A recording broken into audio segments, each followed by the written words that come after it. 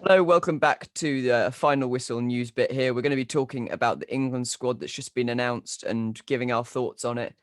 Obviously, this is a 33-man provisional squad that will have to be cut down to a smaller number for the actual competition. Bobby, what are your thoughts on the team as we've just seen it come out?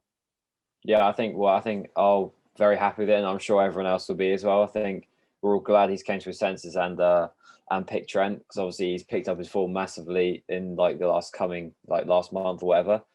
And yeah, I think overall, I mean, I don't really think there's much we can ask for. There's a lot of obviously happy right now because I've seen that Saka's got picked, so I'm really happy for him. But I think unfortunately it is a big squad, and I think he's got to cut it down to 26. So I do think he will get taken out. We were just saying before this, the seven we thought we'd go, probably Aaron Ramsdale is going to get taken out. Then maybe like Tyrone Mings, Connor Cody, and Ben White. So I'm not sure like how many centre backs he's going to take. Maybe one of those three will stay, but we'll see. And I think probably realistically out of the midfielders, you'll see Calvin Phillips or James Ward-Prowse get taken out.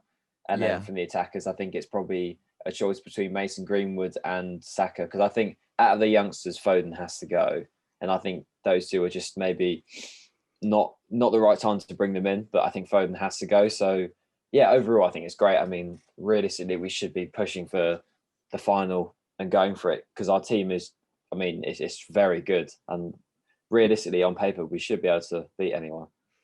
One of the things that I would quickly just cover, if we're saying about taking defenders out, and when we talked about it, we mentioned taking those centre backs out. You look at the Mhm. squad, we've got 4 right backs, one can play as a centre back in Kyle Walker.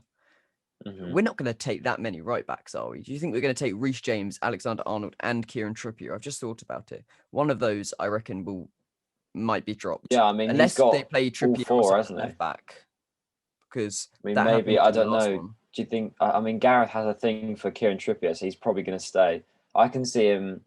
I can see him removing Trent or what's his name, Reece James. Don't think Mm. he'll take out Walker because he, as you said, he can play centre back and he can play right back. Don't think he'll take out Trippier just because he's basically his son.